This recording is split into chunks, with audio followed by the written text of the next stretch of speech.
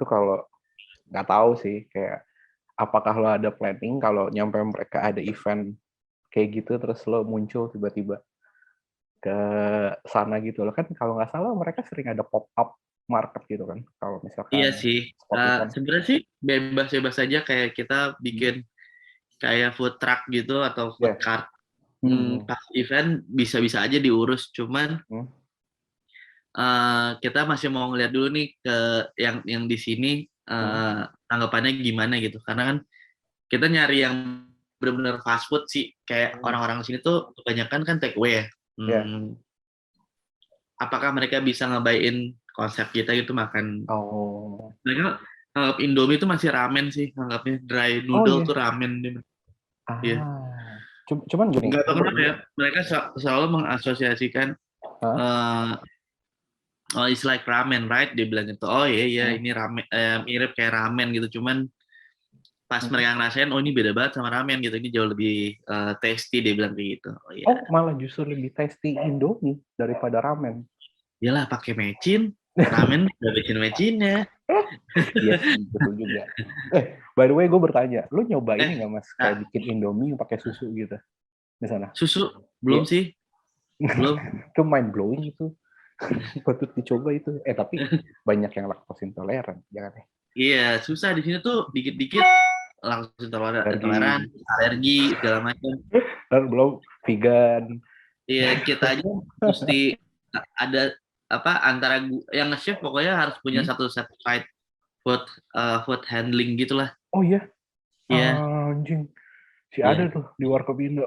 Guys, numpang ngerumpi ya di tengah-tengah Halo, Mas Anka. deadline dan revisi nih. Iya, lagi rame, jujur ya. Ini saya sampai mencret-mencret hari ini. Lu mas Waduh. Waduh, ini bahas makanan, lu bahas perut lagi. Ampasan lagi. Sorry. Aman. Kalau gitu kita langsung aja mulai ngobrolnya. Pertanyaan pertama yang sangat basa-basi banget. Apa kabar, Mas? Baik. Mar yang di New York ini? Alhamdulillah. Baik. Situasi di New York gimana? Coba ceritain. Di New York, Net. Gue thank you dulu nih udah diundang sama Rumpi ngobrol. Rumpi. Ngobrol ya. Kita rumpi. Waktunya, thank you juga waktunya, Omar. Thank you banget, Mas Omar. Thank you, Rumpi. Seru.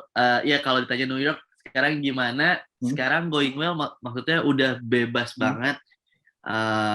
COVID itu pemerintah sini udah resmi untuk boleh tidak diperlukan lagi masker di dalam ruangan, terus nggak perlu nunjukin kartu vaksin lagi, konser udah mulai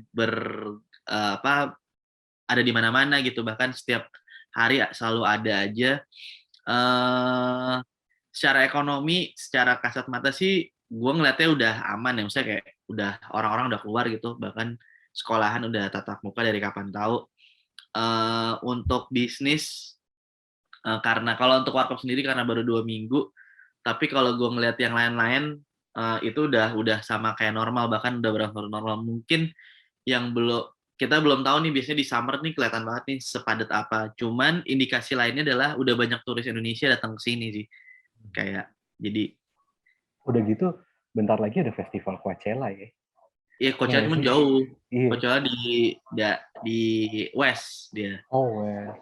Cuman kayak gini, Amerika itu kan sangat dikenal sekali dengan per-eventannya dia lah ya. Iya. Sampai tadi event musik segala macam. Yeah. Dan terlebih lagi tadi lu mention mau summer.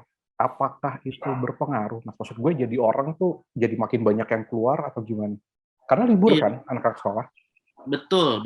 Jadi tuh enaknya kalau gue ngebandingin ya iklim bisnis di sini sama di Indonesia, kebetulan gue punya kesempatan di dua itu gitu ya, misalnya di US sama di Indonesia. Di sini tuh kita nggak bisa hitung apa ya, kalau lo punya bisnis lo nggak bisa ngitung bulan per bulan gitu, lo mesti ngitung full year kalender lo secara finansial, karena di winter tuh biasanya turun. Tapi nanti di summer bisa double triple, bahkan kalau lo rata-rata setahun ya paling nyayur tuh di summer gitu, karena semua orang keluar, orang sini mungkin jarang ngerasain matahari ya, jadi dia memanfaatkan matahari itu dengan gegap gempita gitu loh. Ya. Kayak wah nih matahari, ya udah dari mulai fashion, terus dari gitu makanan itu lebih, terus secara operasional juga matahari kan lebih lama ya, jadi seolah-olah tuh kayak nggak pernah malam gitu. Iya kayak malamnya kalau summer tuh jam 9 jam 10 gitu baru sunset.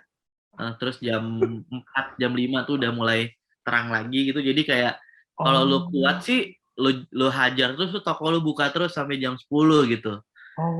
Kayak gitu. Wow. Jadi kayak Itu iya kayak mind-blowing. itu ngejawab kenapa di sini tuh setiap seasonnya tuh selalu ada winter break lah, spring break, summer break paling panjang. Itu untungnya kita ada berdiri di New York, itu semua orang datang ke kota kita gitu. Karena pada kesana. Karena lagi liburan. Iya, lagi liburan. Libur seminggu, libur 2 minggu mereka tuh datang ke kota. Ya sama kayak mungkin kayak lagi liburan anak sekolah nih, ke Jakarta, ke Bandung gitu. Gitu. Shit. Jadi istilah kayak dulu kita SMP kalau nyontek ya, posisi menentukan prestasi itu benar. Nah, ada benernya. Posisi menentukan prestasi. Benar.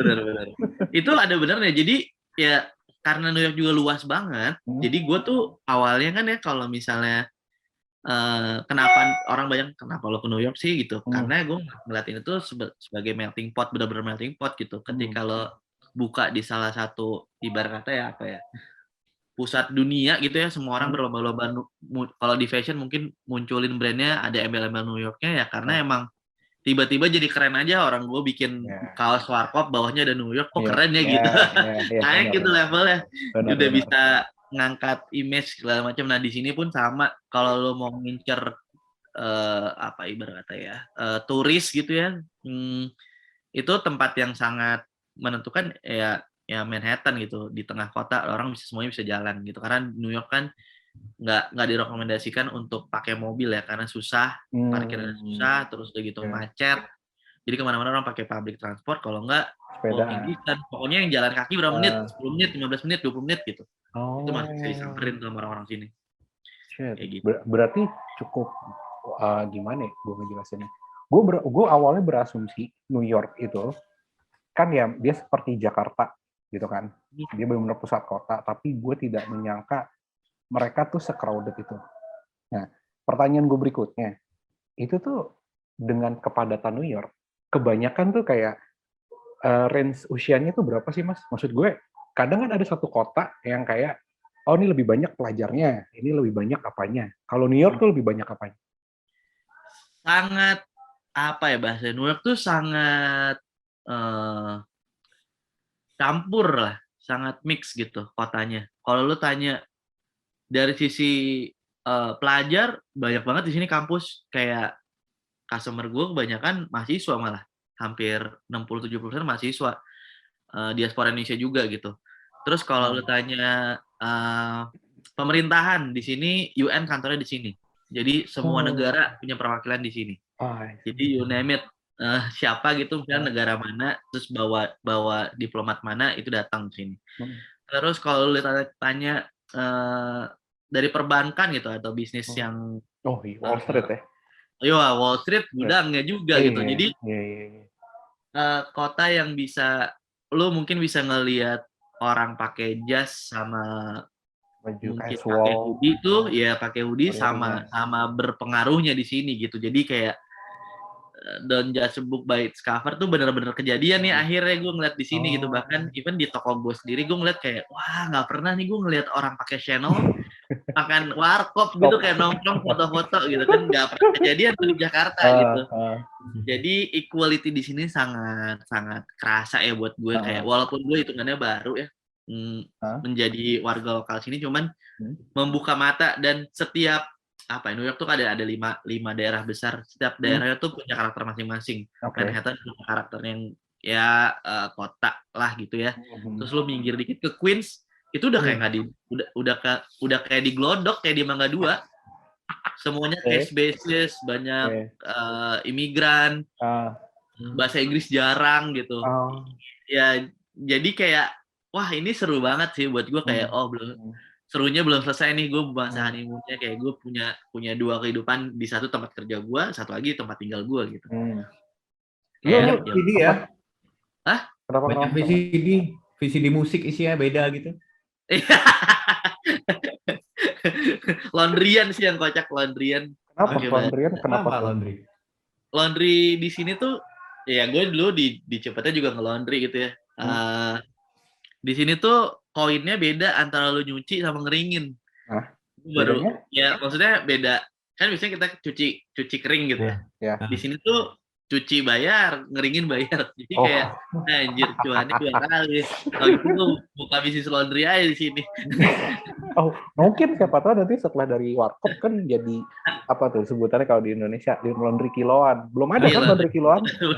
Bisa, laundry kiloan NYC. Gitu. Terus kalau ini Mas masih ngomongin soal New York sendiri. Lu ngecekin nggak sih yang datang ke warkop NYC? Kan tadi lu bilang mahasiswa. Seberapa reaction mereka tuh gimana sih ketika makan di warkop NYC? Itu benar-benar langsung kelihatan jelas atau mereka malu-malu? Kan soalnya kadang orang-orang luar tuh kadang sangat menjaga image ya. Mereka pas makan di warkop tuh gimana? Kayak shit. Lu ngomong mereka nih ada banyak nih di gua. Ada 2 lah di gua. Gua diverse kedua orang yang datang ya. Maksudnya satu orang Indonesia lokal, orang diaspora lokal Indonesia yang ada di sini. Terus ada turis Indonesia yang datang ke sini sama warga negara Amerika yang ada di sini. Jadi yang lu tanya mana dulu? Kayak kalau sesama orang Indonesia kita sudah tahu reaksinya ya. Kami amat bangga lah orang Indonesia. Yang turis sama yang orang lokal sananya. Kalau orang lokal di sini tadi gue cerita sebelum Angka datang ya. Di sini tuh dia kaget satu. Kebanyakan yang pernah datang ke Asia mereka cukup familiar dengan instant noodle gitu, dan mereka mengasosiasikan ini sebagai makanan quick meal, terus sebagai meeting point. Mereka nggak nyebut ini sebagai tempat nongkrong tapi lebih ke meeting point, dan kebanyakan dari mereka itu take away, to go, semuanya to go gitu, karena mungkin waktunya nggak banyak ya. Kecuali kalau dia makan sore, mereka mungkin duduk atau di Jumat nih kayak hari ini. Mereka biasanya after office sebelum ke klub mereka kayak free drinknya di sini gitu.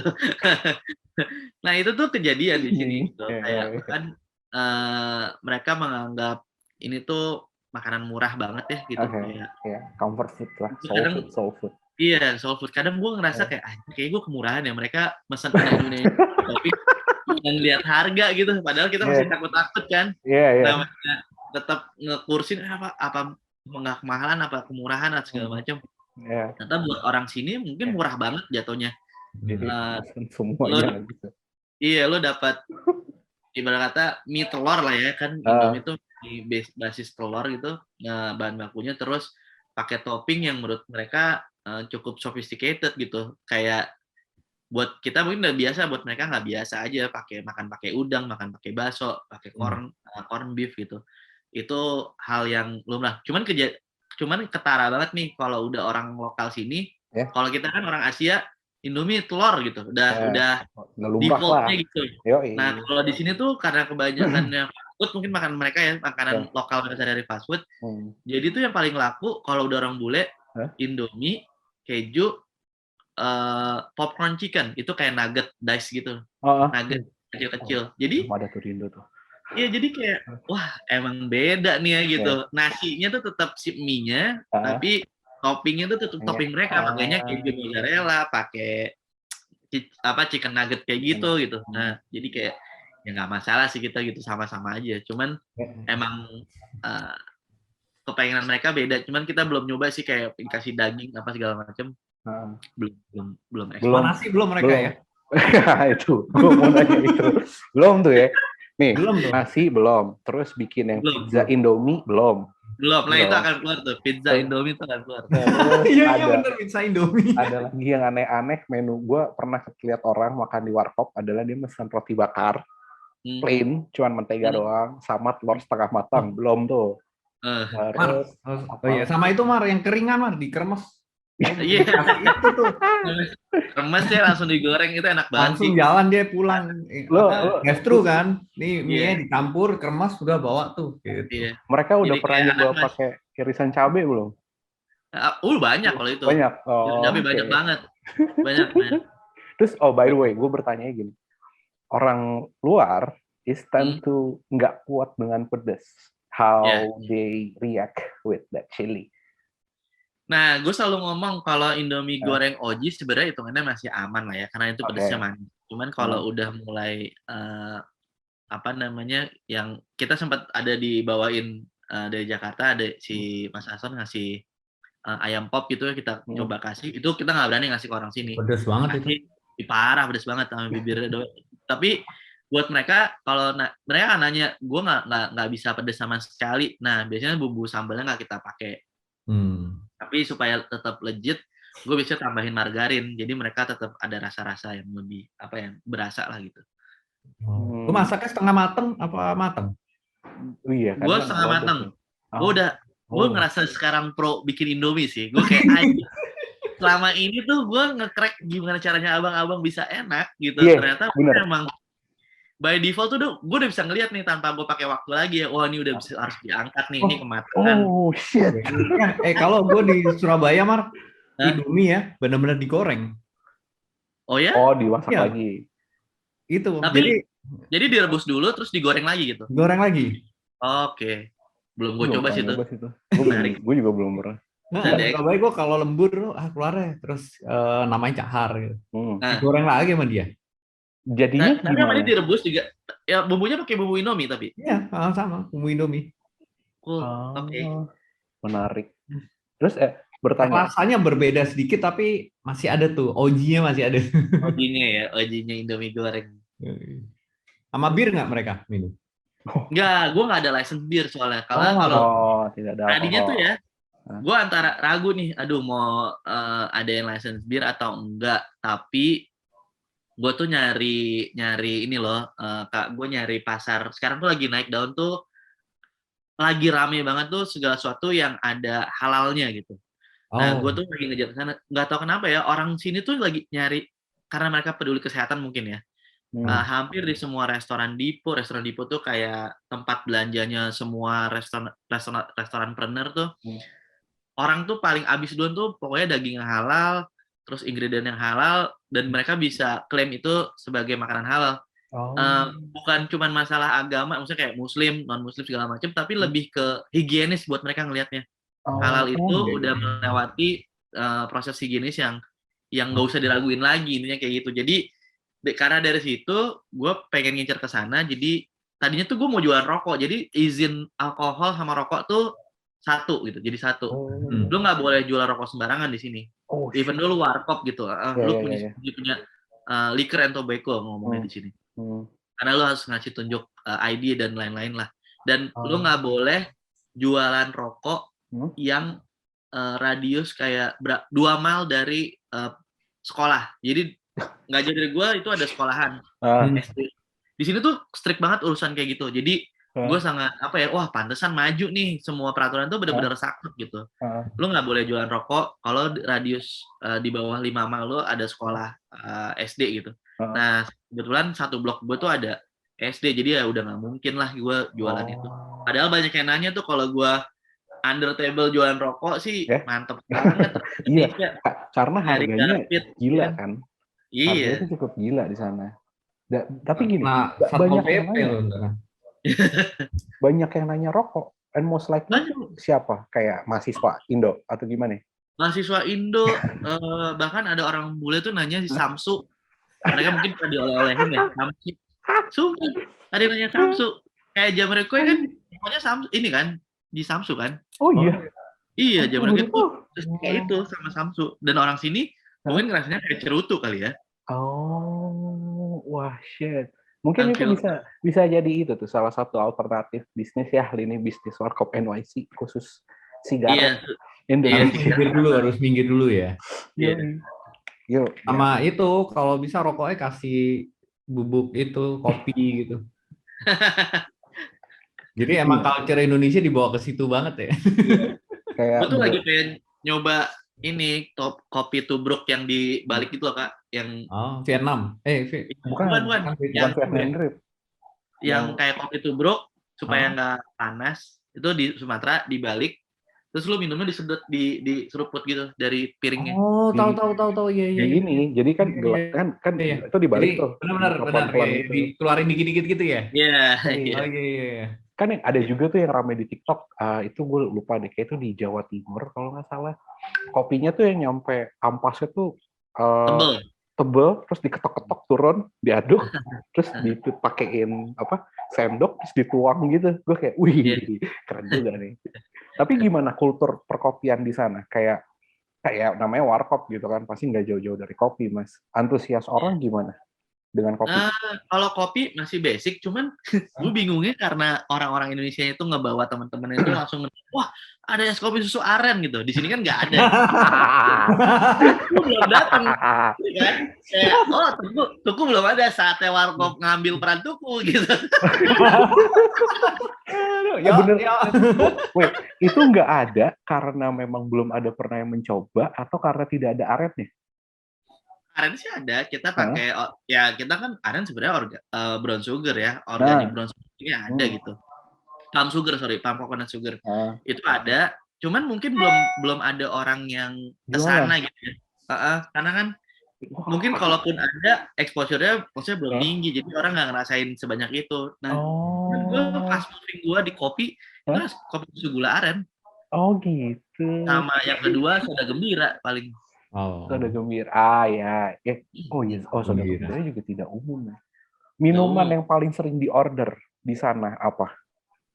Itu soda gembira sama es kopi susu gula aren. Es kopi susu gula aren.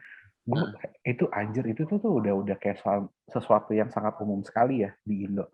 Pas mereka beli, mereka aware nggak kalau sebetulnya lu bisa bikin sendiri tahu?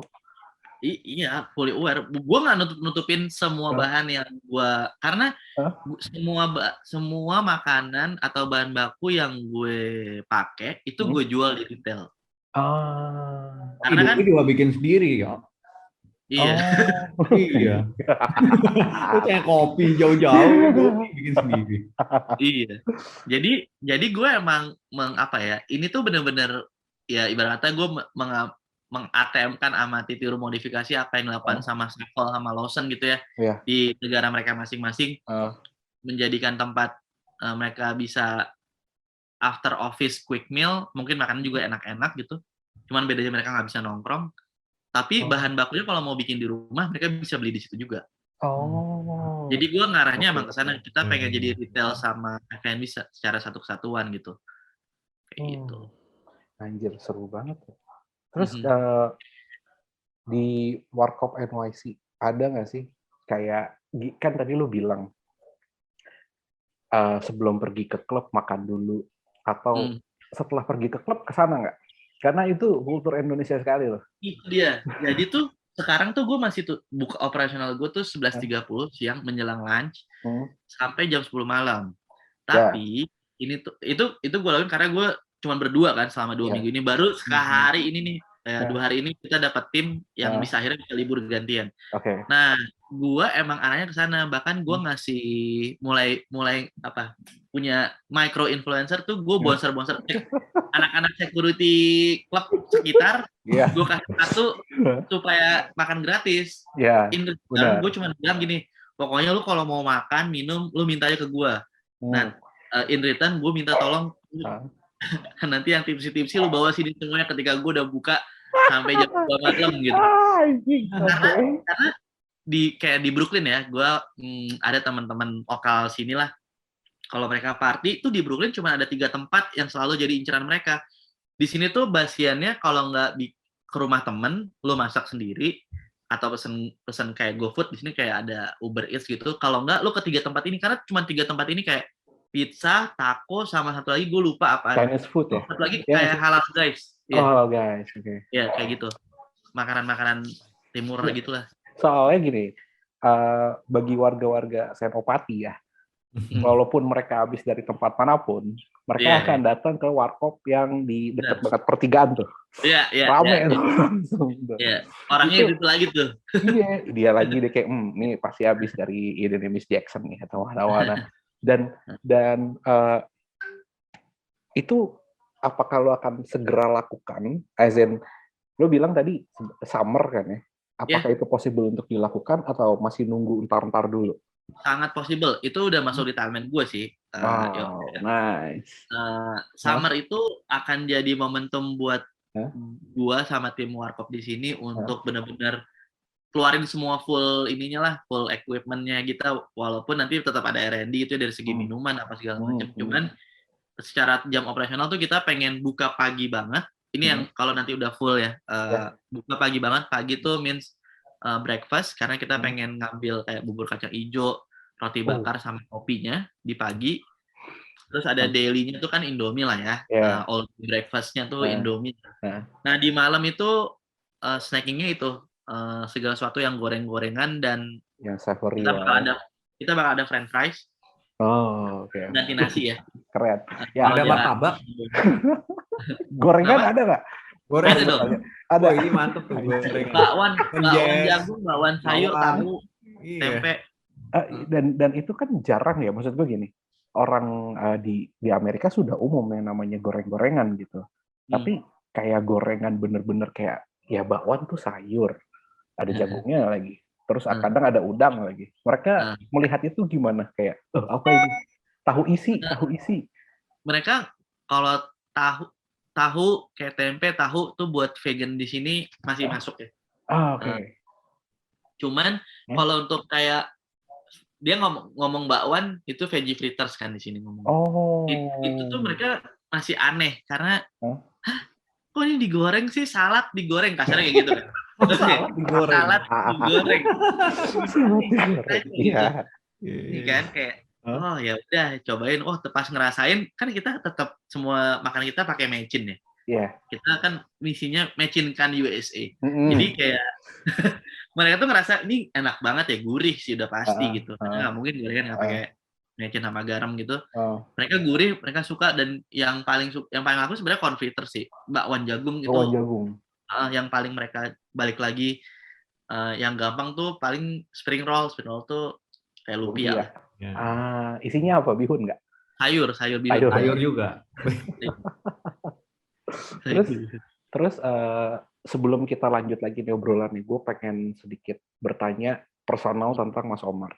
Gini, lu pernah mention, lu tuh pernah trial duluan, lu bisnis FMCG segala macam, lu udah pernah nyoba. Ketika lu ngebangun warkop ini, is it help?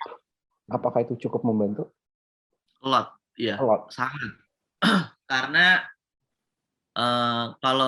kalau misalnya gue berkaca kayak 10 tahun yang lalu, gue masih menjadi budak korporasi lah ya, corporate life itu. Dimana gue kerjaannya kayak ngitung data gitu, kenapa orang beli ini, kenapa orang beli itu, secara demografi, sosiografi segala macam, riset yang dilakuin sebuah brand untuk launching, itu tuh sama banyak ketika gue terjun ke dunia F&B gitu ya, nggak banyak teman-teman sekitar gue yang punya usaha serupa melakukan hal itu, hanya 1-2 lah yang melek hal itu. Jadi buat gue ini pondasi sebenarnya bagus, tinggal gimana gue balancing aja nih ilmu yang gue punya, pengalaman yang gue punya, itu nggak gue pakai cuman buat hitung-hitungan kertas doang gitu, karena kebanyakan juga para corporate slave itu tuh gue pengen punya usaha, gue pengen resign, tapi cuma di kertas doang gitu.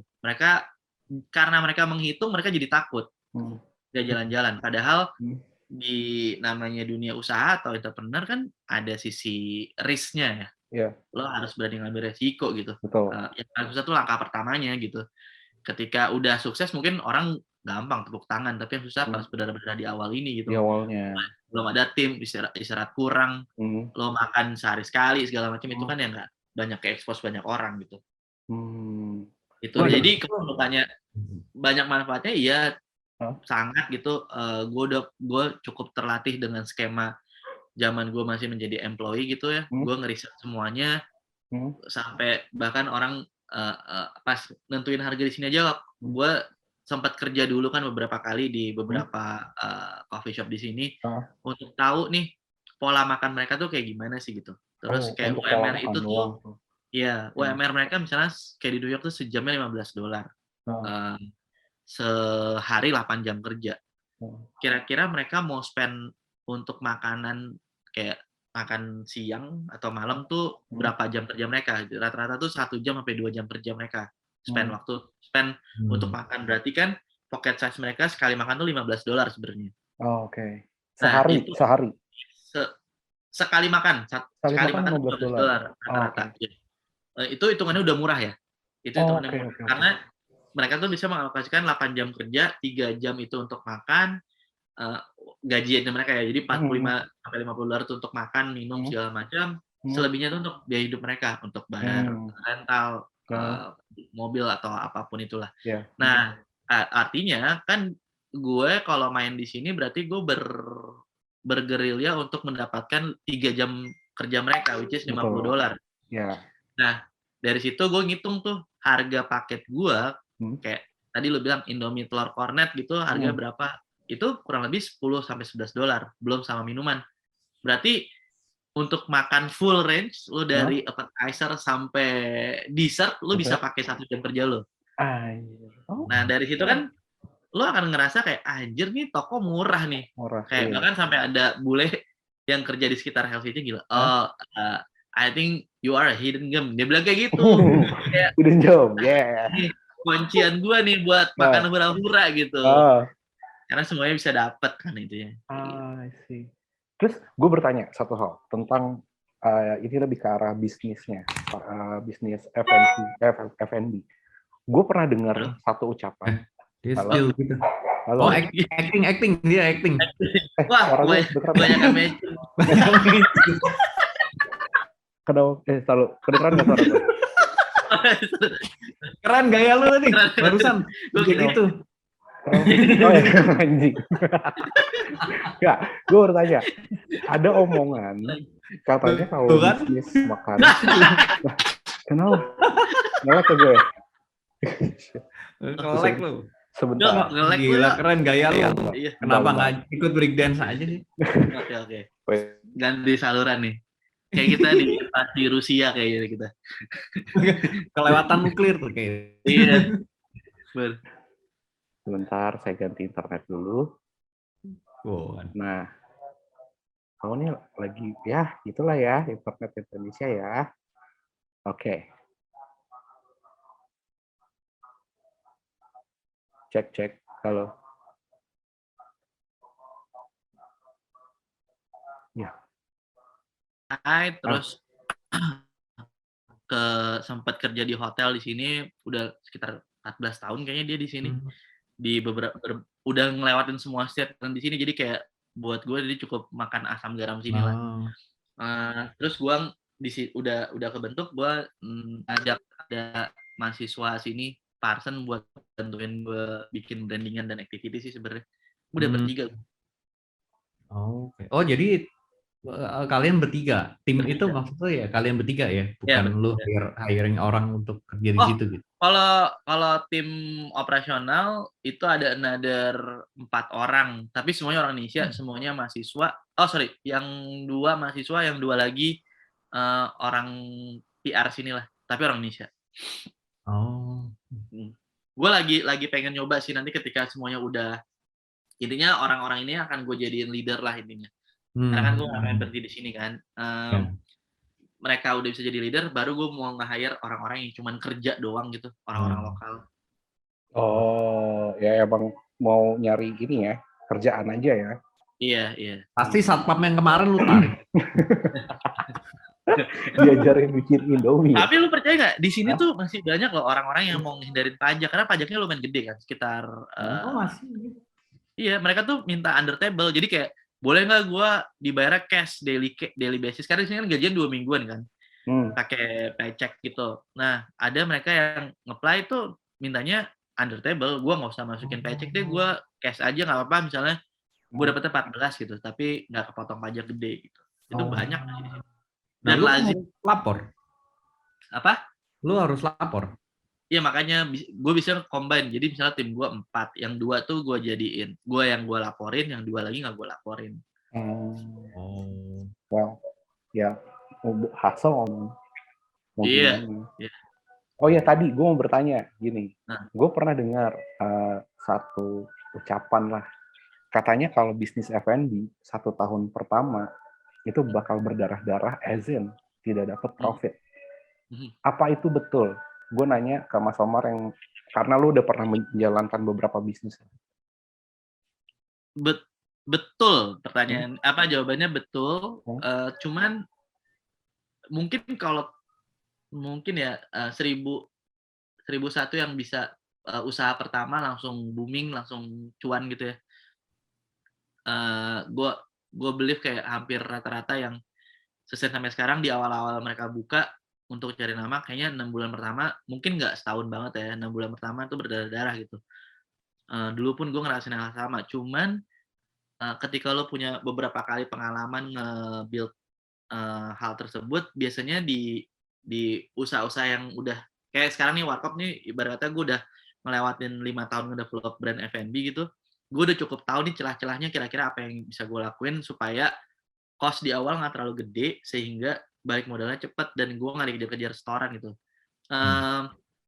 Iklim lagi-lagi gue balik iklim berbisnis di Jakarta itu kan, lu kalau mau sewa tempat, misalnya lu dapat tempat nih di mana di Cipete gitu ya, bagus, kontrak 5 tahun, lu mesti punya uang 5 tahun juga, ataupun kalaupun dipecah, lu paling nggak 3 tahun atau 2 tahun di awal lu bayar di awal gitu.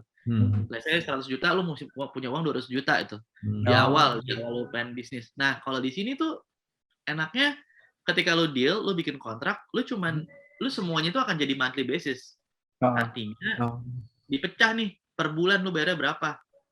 Nah, dan di awal lu cuma deposit 1 bulan di awal sama ada deposit di belakang. Jadi kayak lu bayar cuma 3 bulan awal, udah lu bisa running bisnis. Jadi secara OPEX itu jauh lebih murah. Berat ya? Satu. Iya, yang kedua, semua itu kayak karyawan kalau di Jakarta misalnya bayarnya bulanan, kalau di sini hourly. Jadi ketika toko sepi, lu bisa lu nggak usah datang pagi gitu, lu datang nanti siangan aja jam 4 gitu. Jadi lu benar-benar bisa efektif mengutilize pengeluaran lu gitu, atau tim lu sendiri. Jadi terukur ya? Iya terukur. Jadi buat gua kayak di sini tuh rapih dan nggak ada pungli. Terus udah gitu semua sistem itu udah mungkin berat di awalnya karena perizinan dan lain-lain, tapi setelah itu lo dapat, lo udah tinggal going aja gitu. Bahkan kayak misalnya kayak gue nih sekarang udah ada surat izin usaha segala macam. Gue mau bikin bisnis kalengan kayak selama bikin di toko gue nggak perlu izin lagi. Gue langsung bisa jual ke retail. Berarti nanti warkop lo itu bakal bisa ngejual barang-barang kayak toko kelontong, kayak gitu? Ya, bisa. Shit. Bahkan gue bisa memproduce, gue misalnya punya satu IP sendiri, menu sendiri gitu ya, under brand Warkop, dan dijual misalnya di daily lain gitu, di toko lain itu bisa. Selama gue produksinya di tempat gue. Berarti kayak semi pabrik gitu ya? Iya. Sedangkan kalau di Jakarta kan lain cerita tuh, lo bikin minuman kemasan harus izin ulang. Iya, benar. EIRT segala macam gitu. Walaupun lo punya izin restoran gitu misalnya. Ini beda. Di sini bisa langsung. Tapi ya di awalnya ya yang emang lo ngurusin itu ya back and forth gitu ya. Iya. Berarti itu kayak tadi lo sempat bilang license untuk alkohol dan rokok. Itu terpisah tuh berarti. Terpisah. Jadi sebenarnya kalau gampangannya, analoginya yang gampang itu kayak lo bikin PP di Jakarta gitu kan, lo ada kelas-kelasnya kan. Betul. Nah, misalnya kelasnya restoran cepat saji, nggak ada tempat duduk berarti. Nanti naik kelas lagi ada tempat duduk. Naik kelas lagi lo mau ngetik apa lagi gitu. Nah, semakin banyak hal yang lo tik, semakin ribet tuh inspeksinya. Jadi kalau misalnya lu ngetiknya dikit, ya udah inspeksinya lebih mudah gitu. Oh ya, langsung niche lah ya Ya gampangannya. nih, oh ya udah lu cuma Oh. butuh A B C D E, nanti gue cek semuanya checklist lu bisa jalan gitu. Nah, semakin banyak semakin ini. Karena kan kalau misalnya alkohol dan tobacco tuh hitungannya bisnis berhubungan sama kesehatan sama regulasi umur ya. Nah, itu tuh ada aturan khususnya lagi tuh. Pajaknya juga beda. Sistemnya udah sangat amat rapi sih kalau udah. Nah, tapi bagusnya ya, amit-amit misalnya, aduh, gue capek nih, gue mau pensiun nih. Kontrak gue masih ada misalnya sewa 3 tahun lagi gitu. Izin gue masih jalan juga. Gue tuh bisa ngejual namanya return fee. Ngejual semua total bisnis gue, itu gue masukin ke kayak apa ya, e-commerce-nya bisnis gitu. Misalnya, oh gue mau jual $1 juta nih semuanya. Itu bisa. Jual license maksudnya? Semua.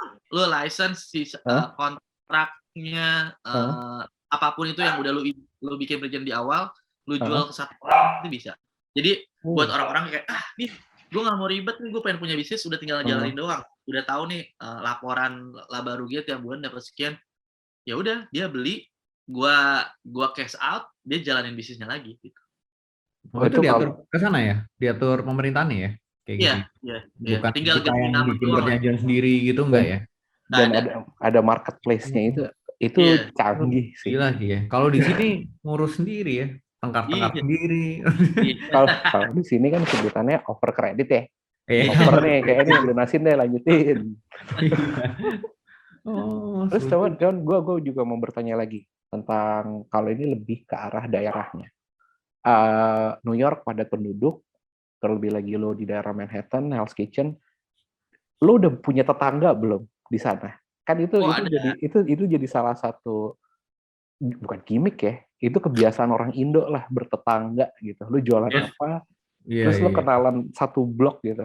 Ada. Kayak di JPT gitu ya? Iya. Gue belum ada, misalnya kalau untuk satu blok terlalu panjang ya, gue belum tahu ngetok-tokin, cuman yang pasti kiri kanan sampai ada mungkin restoran tiga apa ya, kayak setengah mile ke depan itu gue lumayan udah familiar. Bahkan yang kanan tuh ramen, kanan kita ramen, sebelah kiri kita burger joint gitu. Itu tuh kita saling kenal, saling tahu, bahkan kayak kita punya kayak neighborhood diskon gitu. Jadi kalau timnya atau karyawannya mau makan, kita kasih diskon. Sebaliknya kalau kita lagi makan sana, kasih diskon. Kayak gitu-gitulah. Saling support. Iya. Benar kayak di Petet.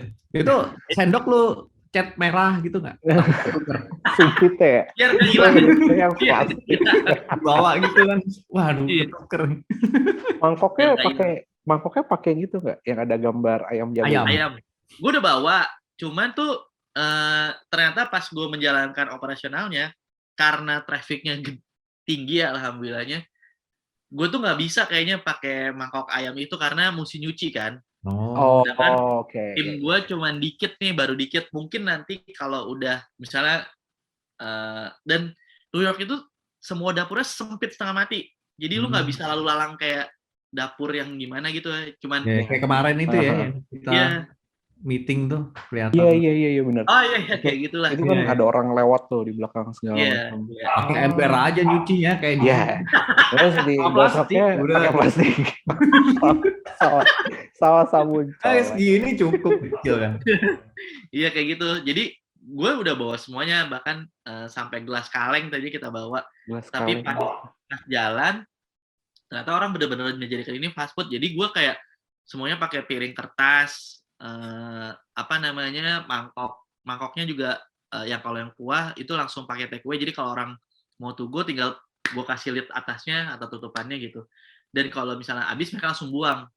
Nah, di Lalanya karena viralnya si Warkop ini tuh sekarang nih toko gue mulai didatengin beberapa brand dari Indonesia untuk brand tap-in. Jadi mereka mau placement, mereka mau sponsorship segala macam. Nah, yang gue todong dari mereka tuh, ya udah lu bikinin mangkok deh buat gue, mangkok take away ya. Jadi dia naruh branding, gue bisa dapat kemasan, mereka naruh duit juga. bisa bantuin gue bayar sewa gitu ya gue nggak Iya. masalah lah.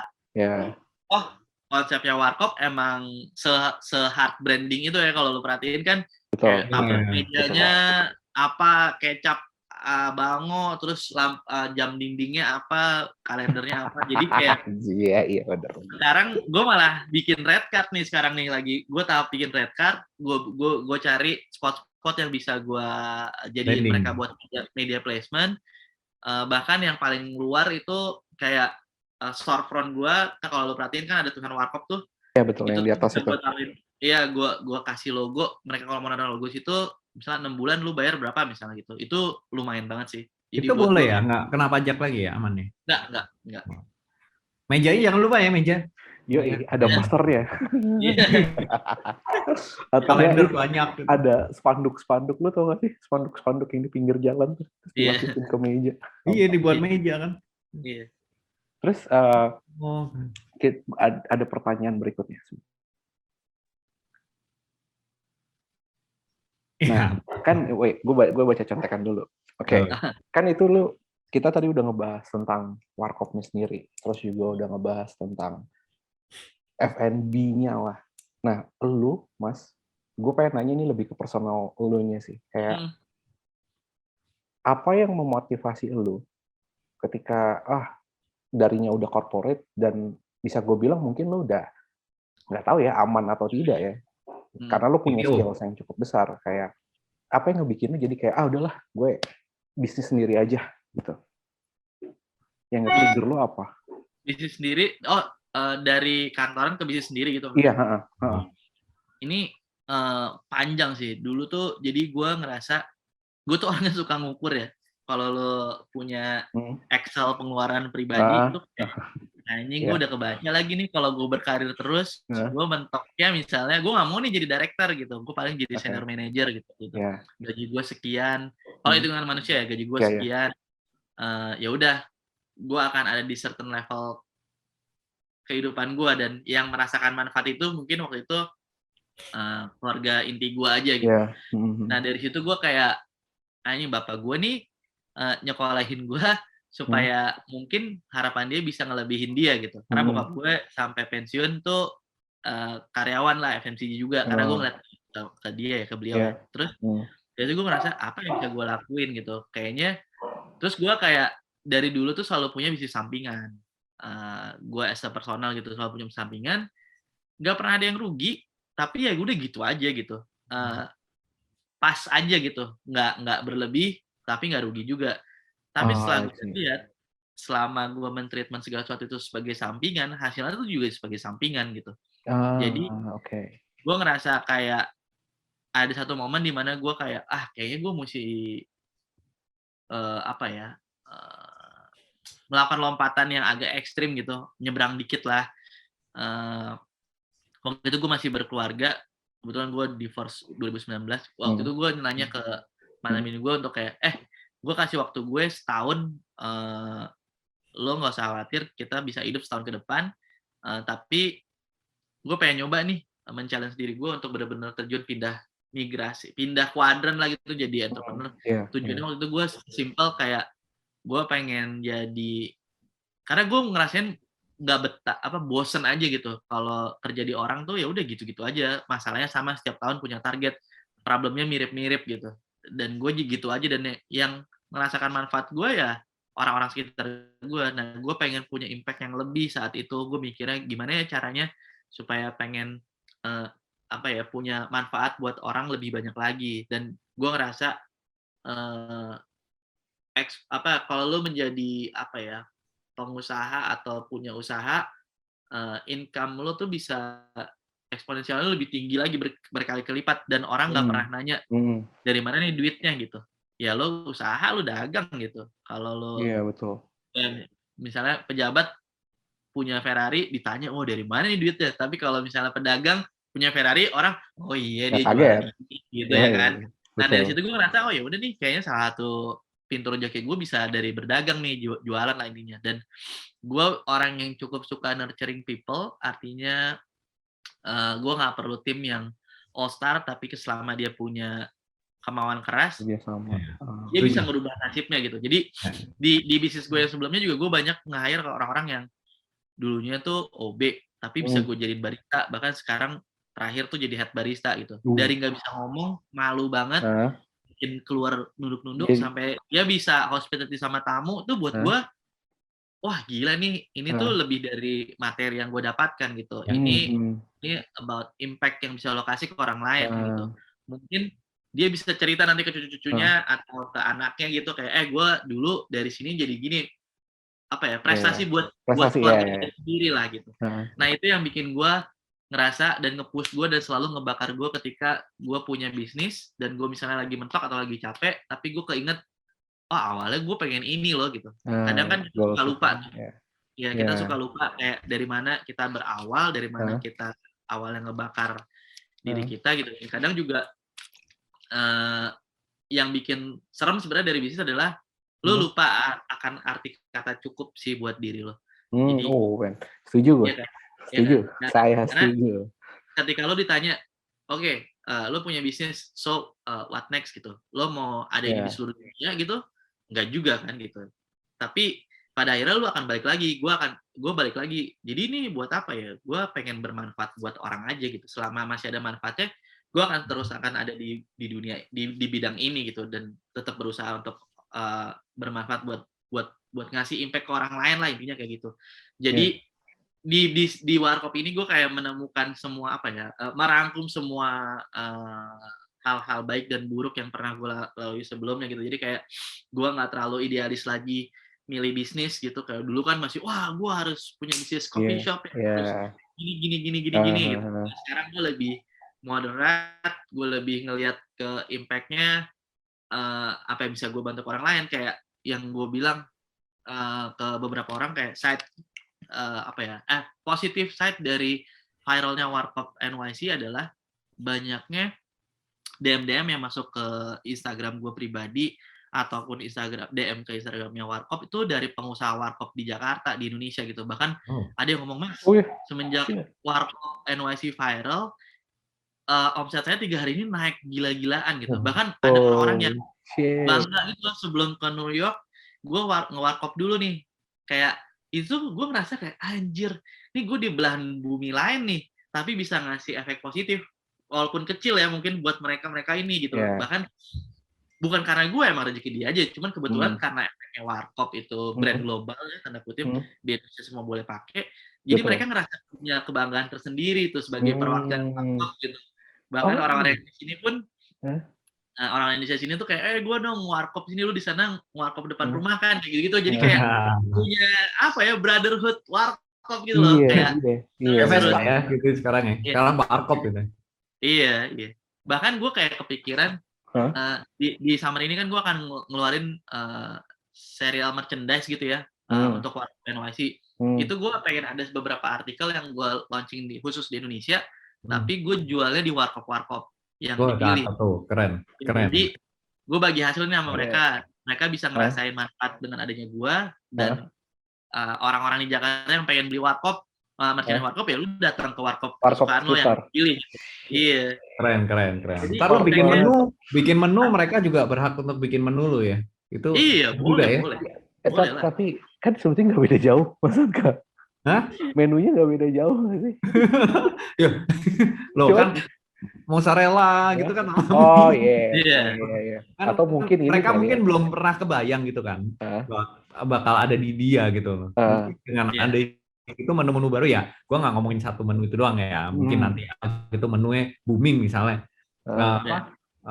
Tahu-tahu viral gitu kan. Nah itu kan Mawar mungkin bisa juga dibagikan ke mereka untuk membantu secara sosial juga kan. Iya sih. Kan?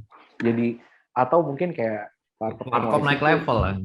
Kayak Warkop NYC mengupgrade Indomie goreng atau Indomie apa, racikannya terus di-share gitu ya. Iya, di-share ya free ya, emang mau buat bantu mereka aja gitu. Iya. Terus itu keren banget. Dan pertanyaan gue berikutnya gini. Tadi lu bilang lo di DM gitu sama pemilik Warkop. Dan that kind of brotherhood itu kan kejadian ya di Indo. Maksud gue waktu kemarin gue pernah bilang, ada nih warkop yang di mana sama mana tuh sebetulnya mereka masih saudaraan. Oh iya. Apakah mungkin di New York akan terjadi seperti itu? Di US ada berapa 50 state loh. Besar itu. To be honest, emang sekarang tuh udah mulai banyak berdatangan orang-orang yang mengajukan diri untuk menjadi partner kita ya di beberapa state gitu. Karena sebenarnya gue juga sebenarnya bingung. Ini kan sebenarnya bisnis yang mudah untuk ditiru ya. Betul. Cuma mereka mungkin pengen dapetin kesamaan highlight dari viralnya si Warkop NYC ini supaya mereka nggak reinvent the wheel lagi gitu. Karena mungkin kayak gini, kayak di Melbourne sebenarnya udah ada Warkop Melbourne atau kalau nggak salah ini gue lupa di Australia ininya. Tapi konsepnya bukan warmindo, bukan warung Indomie gitu. Jadi mereka lebih warkop namanya, tapi jualan kopi sama sandwich gitu. Nah, jadi secara mungkin dengan ramenya si Warkop NYC ini orang-orang banyak banget yang datang ke gue gini, aduh gue udah kepikiran lama banget ya bisnis kayak gini mas gitu, dari mungkin anak saya SMP gitu, cuman kenapa kok semua orang ngetawain waktu itu sampai ini kejadian tuh saya ngerasa tuh kan bener gitu.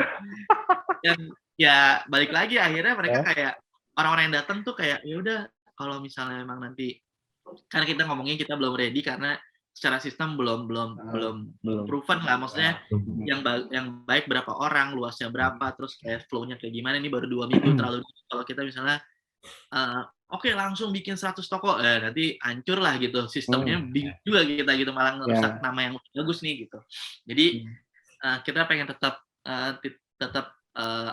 having fun with it gitu, kayak kita jalanin, tapi juga nggak nutup kemungkinan dengan opportunity yang ada di depan gitu. Bahkan ada beberapa venture capital yang ngetok gitu, bahkan Mas Tom sendiri nawarin kayak kalau lu ready buat expand kabarin gue kayak gitu-gitu. Kayak itu kan kind of opportunity yang sebenarnya nggak pernah kepikiran sama gue gitu, cuma pas jalan kenapa enggak gitu, kalau memang baik lebih banyak lagi gitu, let's do it gitu. Cuman kapannya gue belum bisa mastiin sih, cuman aim-nya ke sana ada gitu. Terus planning terdekat nih Mas. Kan ini kita udah mau nyari 1 jam nih ngobrol. Planning lo deh yang terdekat. Tadi kita udah tahu tentang summer. What you gonna do more dengan Warkop NYC? Gue tuh pengennya next-nya tuh, karena sama ya misi gue tuh ini dari dulu tuh pemerintah punya diplomasi via gastronomi apa segala macam, makanan Indonesia sebanyak itu. Sebenarnya Warkop ini berangkat dari kekhawatiran gue akan pop culture Indonesia, F&B Indonesia yang nggak bisa nembus pasar internasional dengan mudah gitu. Padahal kita punya potensi sebesar itu gitu. Makanan Indonesia seenak itu. Cuman entah kenapa tuh nyampenya selalu miss aja ke targetnya. Jadi gue ngerasa ini akan menjadi pembuka jalan buat teman-teman yang punya bisnis F&B di sini ataupun di Indonesia yang pengen nembus pasar internasional. Kita akan jadi eye opener buat pasar lokal sini.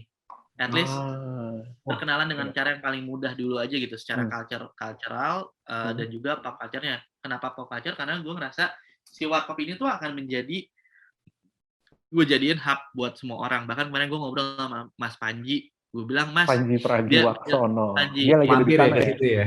Iya, dia mampir udah beberapa kali, kayak dia bahkan akan for good April besok bawa keluarganya gitu. Dia cerita gimana strugglingnya dia meniti karir di sini dengan merubah cara dia stand up dengan gaya sini. Nah, gue tuh pengen jadiin itu, Mas, lu apa yang butuh yang bisa gue support, kayak misalnya lu mau jadiin ini tempat buat open mic gitu. Open mic ya silakan gitu, tinggal janjian aja mau kapan. Itu lakuin. Terus yang gue cerita sebelumnya, Ariel Nayaka si September akan datang, mereka mau bikin konten, bahkan kalau mau bikin mini showcase silakan juga. Jadi buat gue ini akan menjadi sebuah pergerakan yang mudah-mudahan bisa dari kecil itu menjadi masif gitu. Jadi kayak gue nggak tahu ujungnya akan kemana gitu. Gue cuman bersenang-senang dengan prosesnya, tapi gue tahu ini akan jadi sesuatu. Intinya ke sana sih. Plan ke depannya ya gue yakin kayak kalau energi baik itu akan diperlukan dengan energi baik. Gravitate ya. Jadi gue ngerasa kayak selama gue sehari-hari dan tim di Warkop ini melakukan do good gitu, gue pasti ketemu jalan-jalan yang mungkin nanti di obrolan ini mungkin kita gue belum kepikiran, cuman nggak tahu besok atau minggu depan atau ya gue dapat apa. Pokoknya ya selama itu baik gue akan ngelakuin sih intinya kayak gitu. Nah, ada nih pertanyaan terakhir dari gue. Buat teman-teman serumpi, teman-teman di luar sana lah, lo ada pesan khusus nggak sih kayak gini? Tadi lo bilang harus apa ya, quote unquote nekat gitu ya. Cuman kan nggak mungkin kayak total 100% nekat gitu. What the first step yang mungkin mereka bisa lakuin dulu supaya berani ke sana? Ya, sebenarnya semua itu awalnya tuh dari purpose sih. Buat gue ya, apapun yang lo lakuin ya. Lo kerja, gue nggak pernah menyalahkan kayak teman-teman gue yang masih ngantor gitu dari yang dulu college gue. Wah, aduh enaknya lo, Mar, udah jadi usaha sekarang. Apa enaknya? Dia nggak tahu tidur istirahat gue cuma 4 jam gitu. Sedangkan mereka bisa tutup laptop, main sama anak apa segala macam bebas gitu kan.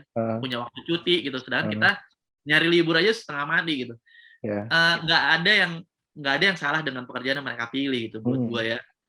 Mau lo jadi karyawan, mau lo jadi pengusaha, itu sama-sama aja. Yang paling penting purpose lo di ngejalanin hidup ini tuh mesti jelas aja, karena itu yang akan jadi landasan untuk semuanya gitu.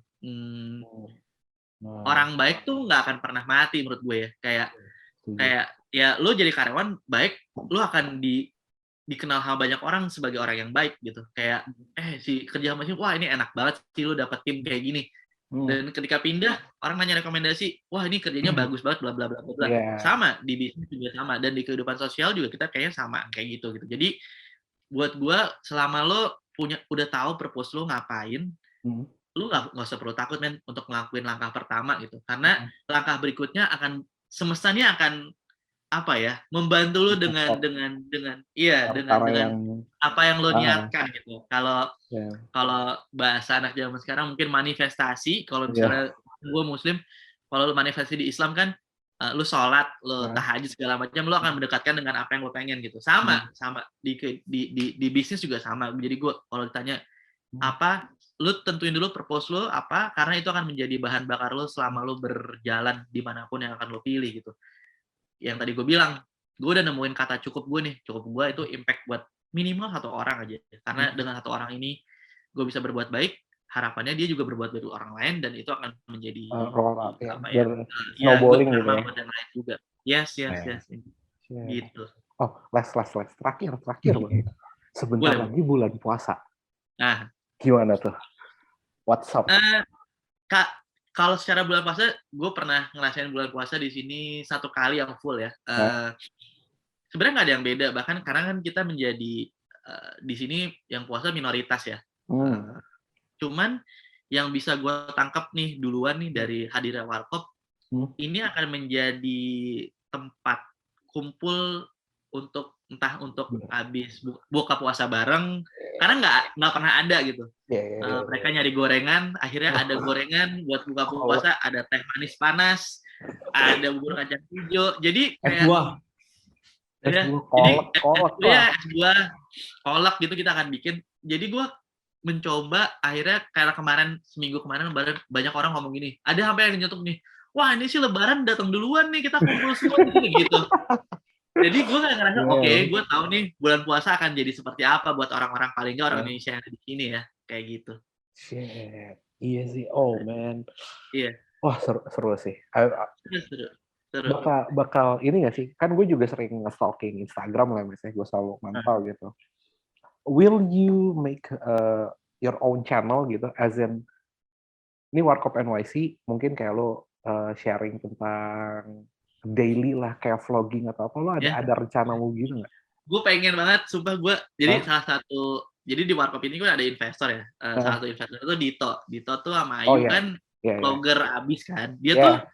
Dia sampai ngajarin gue ngasih talking point. Ternyata nggak segampang itu ya. Akhirnya gue selama ini kayak nge-nge-ngein orang-orang yang nge-vlog. Susah.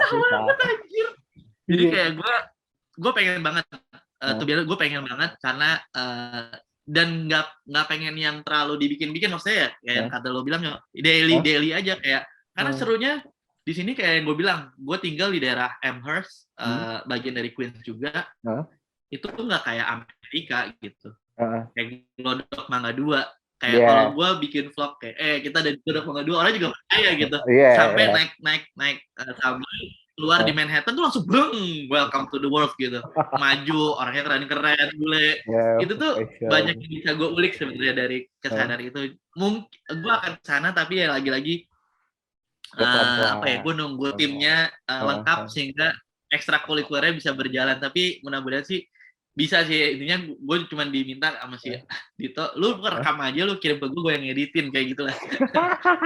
itu dia, karena gini, walaupun kita sudah terbiasa dengan kultur Amerika lah ya, westernisasi itu udah umum lah. Cuman tuh kayak satu warkop sendiri tuh kulturnya tuh udah keren banget.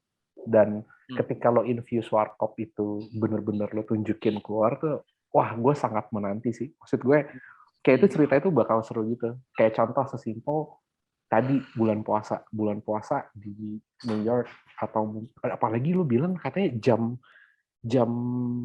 puasa di sana jauh lebih panjang nggak sih? Yang tahun ini paling enak karena udah masuk spring. Jadi 2 minggu itu gue pas bener-bener summer mentok itu tuh buka puasa jam setengah 10 malam, buka puasanya, terus sahurnya itu udah mulai jam 3.30 udah sahur lagi. Jadi kayak hampir sepanjang hari ya, hampir pingsan gue kayak di sini, tapi terus. Nah kalau tahun ini kayaknya normal, kayak mirip-mirip Jakarta lah, beda 2 jam lah dari Jakarta. Shit, wah ditunggu banget sih. Kalau dari gue sih sudah cukup ya bertanya-tanya. Mas Anka mungkin ada closingannya, mau bertanya apa? Udah lu tanyain sih tadi closingannya untuk teman-teman Serumpi sama teman-teman yang lain juga tuh, dan cukup apa ya? Semoga ini bisa membakar mereka sih untuk mulai apa yang udah mereka mimpikan gitu ya, kayak lu bilang tadi, dan segera mereka lakuin, yaitu propose dan yang menjadi bahan bakar sih. Itu udah pesan yang menurut gue udah